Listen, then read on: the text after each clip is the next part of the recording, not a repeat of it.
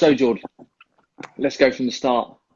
Introduce yourself and who you are.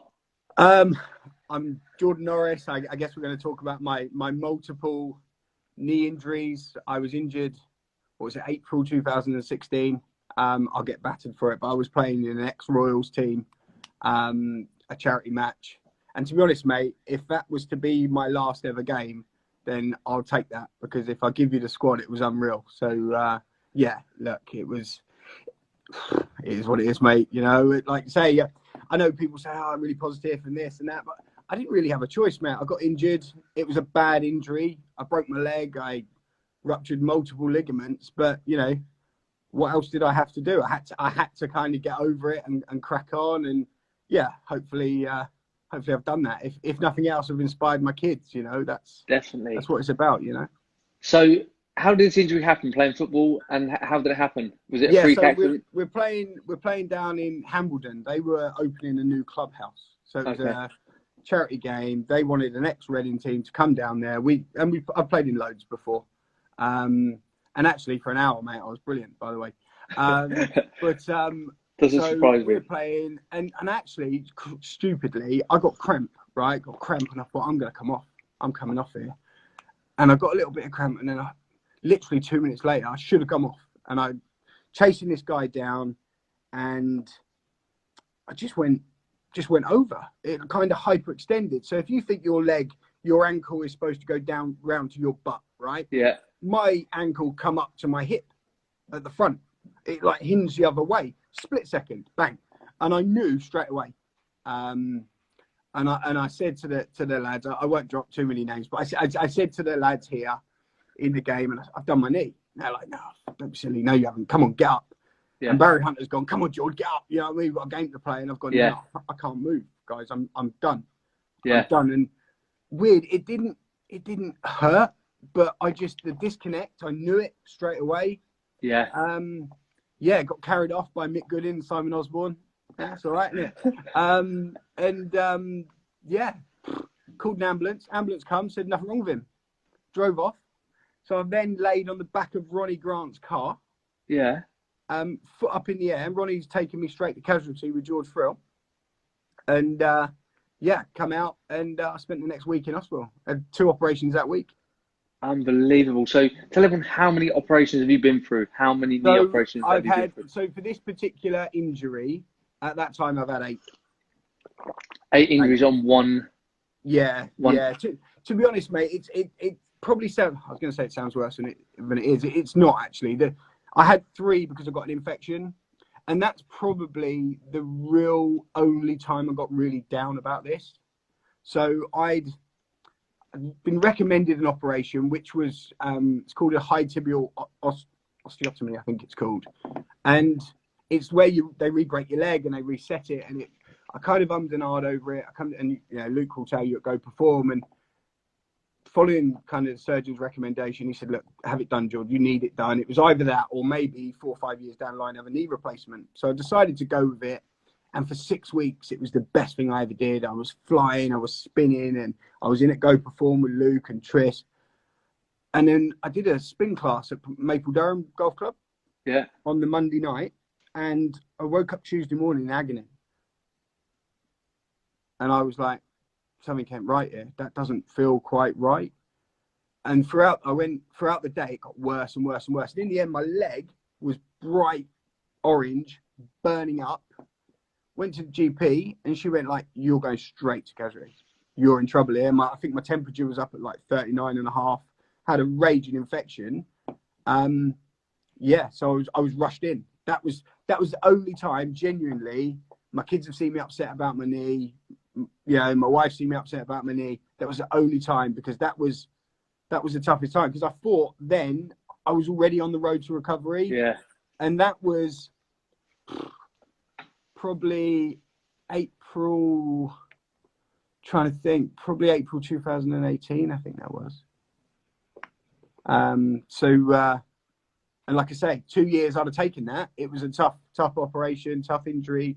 2 years later, I was done. But yeah, it carried on, mainly because of the infection. I had 3 operations in 12 days.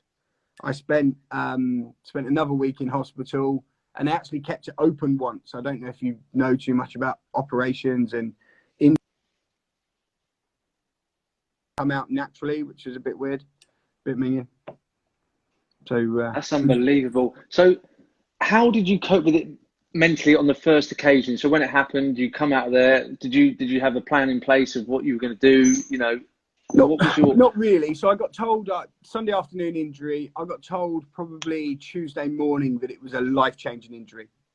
Doctor come in. My dad's in it. You know my dad, James. My dad's in the hospital. You know, Pip's at home with the 3 kids, and surgeon come in and said, look, you know, this is a bad one. This is a life-changing injury. And it wasn't until then. Like, I knew I'd broke my leg. I knew I'd done my knee, but I'd done my knee when I was 18. So I knew what that disconnect felt like. I knew what that kind of issue felt like. I didn't for 1 second believe it was as bad. So yeah, I had the operation Monday morning to fix the break. They put 2 screws in immediately, and then Tuesday came back, and they were kind of worried about the stability of my knee because I've done so many ligament kind of ruptures in there, as well as the kind of the bone break even. So yeah, it was just a weird one. I knew then it was going to be a tough one because she was like, it's a real life-changing injury. Yeah. So no real plan, mate. No real plan. It was just, I had another operation booked for 3 months' time straight away because I ruptured what's called your postlateral corner. Okay. And that's kind of on my right leg. It was on the right-hand corner. So as my knee had gone up and hinged, I'd ruptured that joint on the side there. So they went back in. That was in the April. They went back in, I think, in the May or the July to fix that. But I spent a year on crutches, Jake. Did you ever think, that's it? This ain't. I'm never gonna. You know, I'm not gonna come back from this. Of course. Yeah. So I spent the first 11 months, 12 months on crutches, almost completely non-weight bearing for a long time. I didn't drive for 9 months. And so from that perspective, yeah, it was tough. I knew very quickly I wasn't going to play football, right? Yeah. But that was never really a motivation. It was more about just trying to get fit and be healthy. And I think, like I said to you right at the start, kind of at the very least let my kids see me be a fitter person. You think Jack's only 10. I've been injured for most of the last 4.5 years. Jack's never really seen me. You know, he can't remember me playing football. Yeah. You know, he can't remember me being fit. He's only really ever seen me be injured and really the last 18 months. So it's, you know, you ask any 10-year-olds if they remember much about being 4.5 and 5. Of course they don't. So, so yeah, it was, my motivation is always just to try and get to a stage where I could feel like I'm fit and of course lose weight. But that was a catch-22 as well. You know, like I say, I sat on the sofa, and I'm not even lying, I sat on the sofa for a year. The only time I left the house was to go to a hospital appointment. And that wasn't through choice. That's not laziness. That's just what I was told to do. It was non-weight bearing. It was a big injury. You know, the actual original break is called a tibial plateau fracture. So if you think of your shin bone and your thigh bone, it's like the top bit of your shin bone. So you've got that's your knee, right? So your knee does that. So I actually cracked this top bit. So it wasn't like breaking your leg here. It was actually at top bit. So any weight goes through it, it's a problem. So that was why they wanted me to be non-weight bearing for so long. God, that's incredible. So what were I want to know about the adverse side effects to all of this. You know, the weight gain, the drinking, the stuff that, you know, people, you know, it would be good for them to be aware of. Yeah, so how you got over that kind of stuff. Now, and I think, and I used to laugh about it then actually, but it's really important to have some variety in your life, right? And the variety that I had for that first probably 12 to 18 months, James, was what drink I was going to have, or what I was going to have for dinner, what takeaway I was going to have. And I'm being deadly serious because I saw my parents, I saw my wife, and I saw my kids, and I saw the odd friend, but within reason, I sat on the sofa watching Line of Duty and Broadchurch, right, on my laptop, and the only real variety I had was what I was going to eat. That was like the highlight of my day because I didn't do anything else. So I'm sat there going, we have a curry tonight, we have a pizza tonight. You know, should we have red wine, white wine? Should I have a beer? Genuinely, a cycle of that. That's my only variety. That's my only kind of. That's what's going to change up my day, because I know tomorrow I'm going to be sat in a t-shirt and a pair of shorts. I'm going to hobble to the toilet. Half the time I didn't even hobble. I had a bottle laid on the sofa. That's not the most kind of flattering sight when you've got 3 kids, but you know, you're their inspiration. So yeah, I put that down to a lot of the mental struggles. The drink doesn't help, mate. You know, I've been off the drink now for the last month, and I can see the difference in just the mental, psychological thing. It's a poison, mate, really. And I'm not saying I'm never drinking, by the way. I'd love a drink, but it does affect you. And I think as I've got older, I've had come downs from booze. I think if you have a heavy weekend now, you know, it's Wednesday, Thursday before I feel really good again. Maybe that's an age thing, or maybe I'm just drinking too much. I don't know, but certainly back through that first 18 months, I was drinking every day.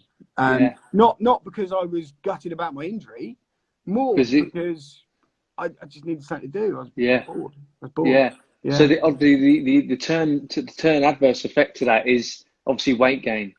So you must have been putting on weight and weight and weight. And how are you dealing with this? You know, thinking, oh my word, you know, were you thinking, I just can't wait to get moving again?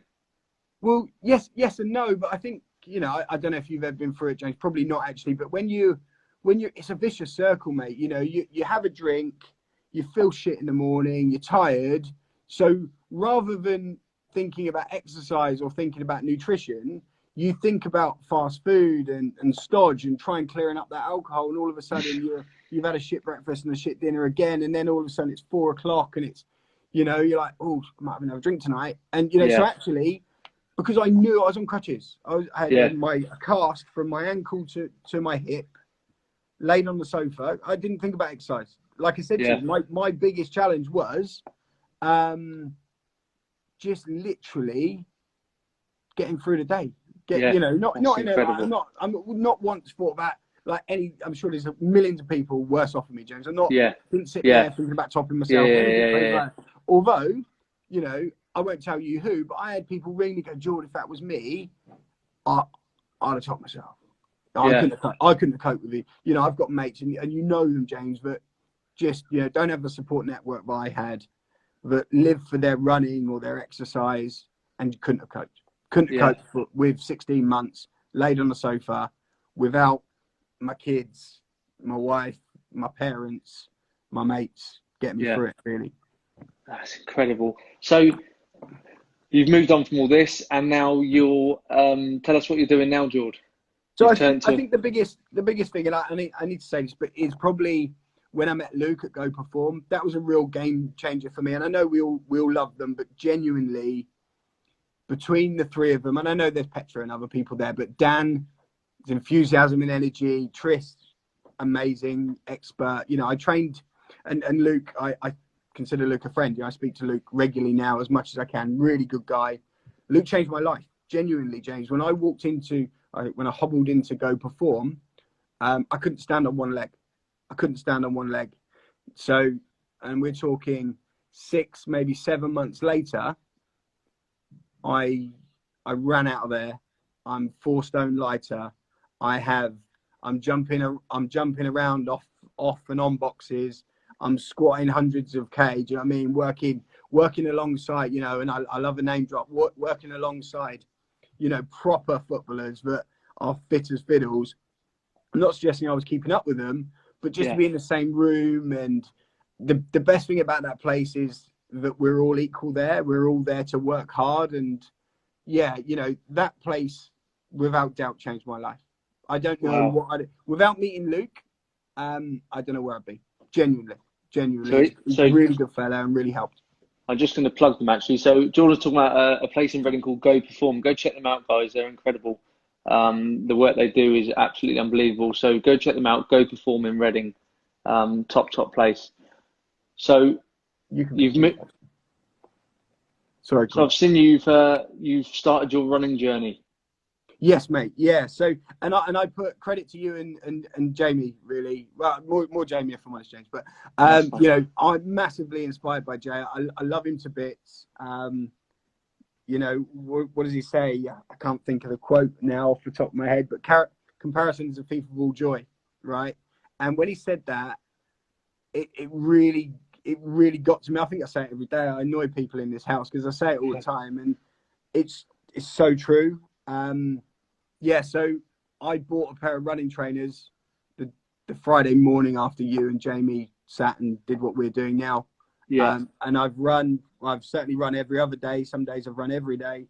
I think I've done just shy of 250k. Did a 10k, loads of fives. Did 7 at lunchtime today. It's not pretty, mate, and it's not fast, but I love it. And I've got a few friends now that, you know, that I'm running with, you know, Coxie and Darren. Darren's been amazing, and, you know, Court as well. You know, I love Court a bit, and he's good. He's not so supportive as the others, but it's good fun to be around. Yeah. Yeah. Oh, brilliant, mate. Well, that's fantastic. Has anyone got any questions for Jordan? Has anyone got any questions for Jordan? If you have, pop them in the comments. Any questions you've got for Geordie? Any questions you have? Let me just click through here, Jordan. Make sure I'm missing any questions. I think the thing I love about the running, James, is I talk about variety a lot, but it's every run feels different. You know, I was speaking to Darren about this the other day, and we both did a run on Monday, felt a bit sluggish, didn't feel great. Then we both, is he right, Darren? Who's cutting onions? He's funny. And then we both did the run together on Tuesday and felt brilliant, felt amazing. And you know, that's what I love about the running now. You know, and you asked the guys to go perform. I can't run for shit. Do you know what I mean? I was on the anti-gravity treadmill, and you know, like I say, it's not fast, it's not pretty, but just the daily challenge, knowing that it's just tough. You know, and I'm inspired by people who work hard, James. You know, I always have been. My dad's an incredibly hardworking man. You know that. You know, I look at who my friends are, you know, and Adie's another one. But Adie works so hard, prepared to go out and do 12, 14 miles after having 12 pints a day before. Do you know what I mean? Anyone that can do that inspires me a little bit. So it's all good. It's all good. So someone asked here, how do you stay injury free now? Touch wood. To be honest, I've been really lucky. I've never really been someone who suffers from muscle injury anyway. Even when I was training, you know, every day back at Reading and through Go Perform last year, when I was training literally every day, I was in there at 10 o'clock, leaving at 2 o'clock every day. I've been really lucky. I've had some crazy mental injuries. Obviously, I've done my knee when I was 18 at Reading and didn't play for 14 months. And then obviously I did my knee again back in April 16. But I've never suffered with injuries. I know that sounds mental because I've had 2 crazily kind of big injuries, but I've never had, you know, look at the size of my calves. Really, I should be pulling my calf every other day. I get cramp walking to the car, but I don't really suffer from injuries. So I'm very lucky. I'm very lucky with that. So someone who, an advice for someone who does suffer a bad injury, what would your advice be for them? I think support network, James, is really important. You know, I don't sit here and pretend that I've done it on my own. I know, like I said, you know, lots of people say that I'm this and I did this and I did that, but actually, I didn't. I would never have been able to do it on my own. And, you know, I tell that story of my mate, who would have been in a very, very different situation. I'm extremely lucky that I've got 3 kids that get me out of bed every day because I want to be the best version of myself for them. And I've got great friends, you know. I laugh about Courtney, but I try and meet Courtney once a week. You know, he inspires me, makes me laugh. He's a good guy.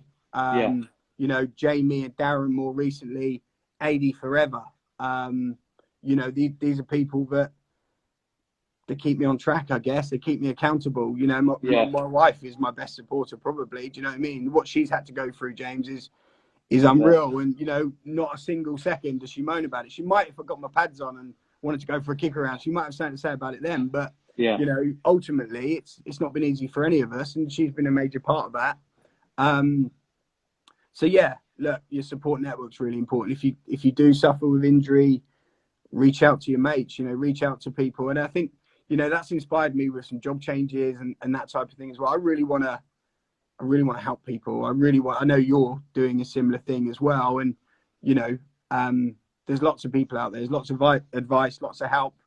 Try and stay positive. Small steps, like Higgsy's just said there. Actually, it's all about daily habits, mate. It's not what you do on the grand scale of things. It's what you do every day. It's looking at those triggers and those habits and just trying to stay on track.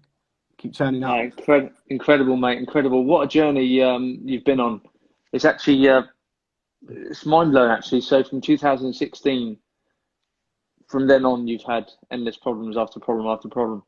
Yeah, so, well, I say that. I've been, touch wood, I've been really good since May last year. So I went into Go Perform last year, and I don't mind saying this, I was 112 kilos, James. I don't know what that is in stone. I'm too scared to look.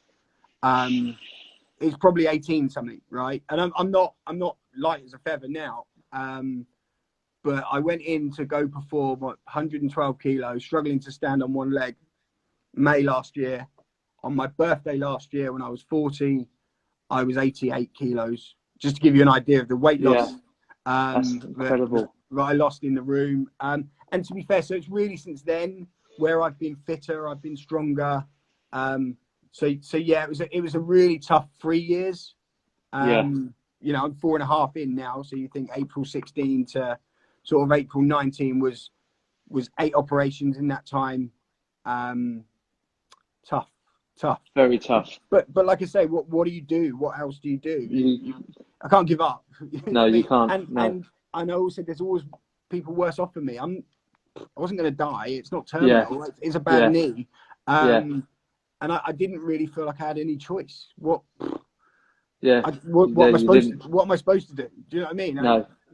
I need to be stronger. I need to be lighter if I want to go to the park with my kids. Even if I want to stand on the side of a football pitch, I need to be stronger. I need to be lighter. So I didn't see it necessarily as me being a hero or, you know, showing anything other than what I'd expect from anyone, to be honest. I'm sure, James, if you got injured, you'd be able to do it. Do you know what I mean? It sounds more grand than it is, mate, to be honest. So what motivates you now to keep going with your running? What's your motivation?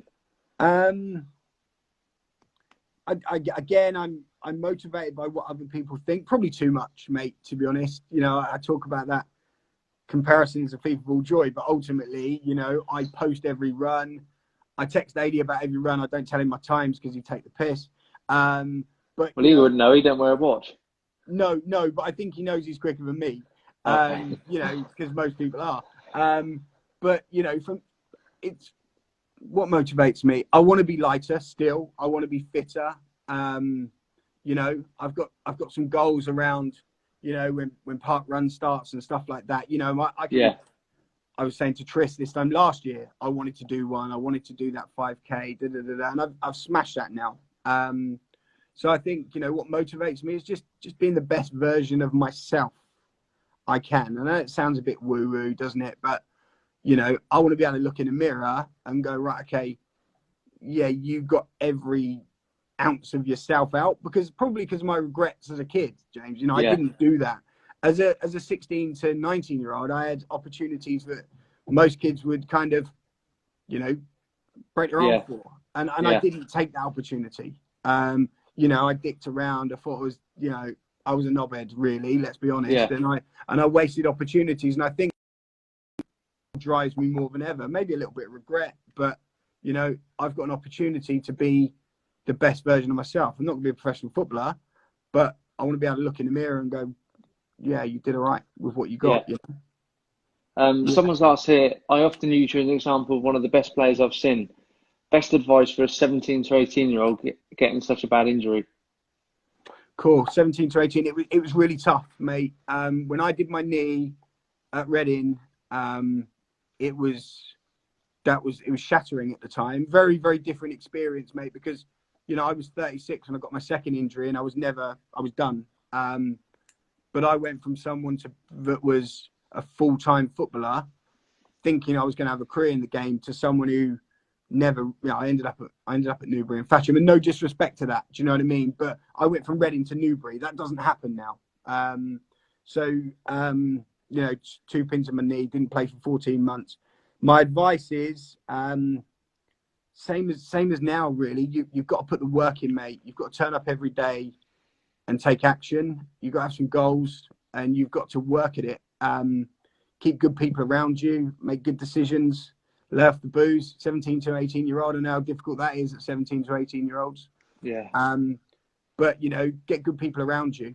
That's, you know, it's all about your community, all about your network. And I know that sounds a bit cheesy, but it's so true, mate. It's so true. We are, you know, certainly as guys, you know, we need a tribe around us a little bit. We're not solitary animals. We're not, you know, we're social species, and we need to be around people that inspire us, challenge us, support us. So, you know, lean on people around you is what I'd say. Someone asked here, your toughest run to date. What's been your toughest run to date? Call lunchtime today with a missus. She's used it. No, I'm joking. My toughest run, probably early doors back in, you know, those first few, when I was running 37, 38-minute 5K, stopping 4 or 5 times, not stopping, but walking. And, you know, I'm not saying I'm any good now, but that was 10 weeks ago. And I think the most pleasing thing about the last 10 weeks is my ability to keep running. You know, I've been through stages before where I'm going to run, you know, 4 runs in a week, and then the second week I don't run.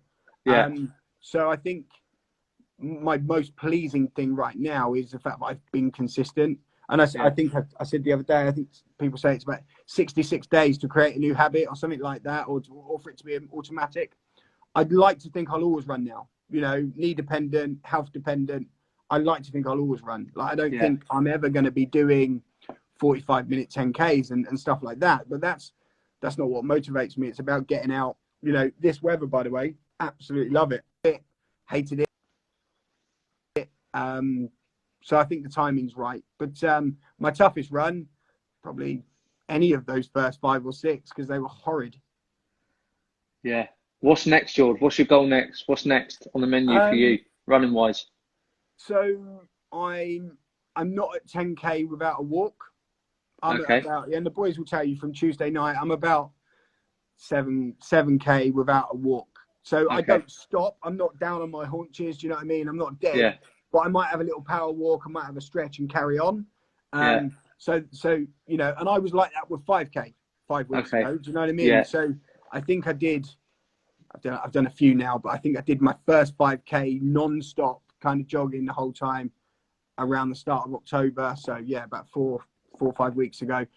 Ideally, this before Christmas, to get a 10K in without stopping. And then, you know, Darren was asking me the other day, would you think you go further? I'm not sure. I'm not sure if I want to go further. I think that 10K distance is a really good distance. So just making sure that I'm regularly under an hour, maybe down to 50 something, go from there. But, you know, I think getting to the stage where I'm doing 10Ks regularly without stopping, nice target to have. Andrew Higgs asks here, key question, who are you? Being forced to stop something you have done since the age of 5, hugely hard to process. It probably means how are you? Yeah, it's. I think I was lucky with my age. I think because I wasn't playing regularly anyway, it didn't really massively affect me not playing. I think it affects me more now because I think I can. But I'm too scared to. Do you know what I mean? I think I can. I can't move sideways very well, but then I couldn't move very well anyway. Do you know what I mean? I was stand in the middle and shout at people. So from that point of view, I don't know. Yeah, it was tough, but it would have been far worse if I was 26 and I had to stop, and I still thought I could make some money out of it, or you know. And you know, you see the pros, you see people like I spent a lot of time in the summer with Matty Jarvis, and Matt's still at the age where he can played for England. That must be far tougher than what I've gone through, James. I've had a bad injury, and I rehabbed it, but it wasn't what I love. I wasn't what I loved doing anymore. I was 36. Yeah. Matt's played something like 15 games in 4 years, and you know he gets hammered, and Jack Wilshere gets hammered. That must be really tough mentally. Yeah. You know, to see that online as well. Do you know what I mean? I thought, you know, wheelchair. I thought he was dead. I thought he was finished. You know, all that crap that they have to put up with as well. That's far harder than what I've gone through. I'm sure. You know, definitely. I'm sure it is. Well, George, it's been a pleasure talking to you, mate. And like I say, welcome to come down to Shimford Running Club night whenever whenever you want, mate. Yes, Always mate, I'd welcome. love it. I'd love it. That's if Jamie doesn't, start up a new one on Tuesday nights. Good man. We're getting all blue Adidas gear, Darren reckons. Oh, of course he does. Yeah, he don't like the night kicks. Brilliant, mate. Cheers, dude. I really enjoyed thanks that. for having us. Top man. Guys. Cheers, Dawdy. Thanks, mate. Thanks for everyone for watching. Really appreciate that. And again, appreciate all the comment support.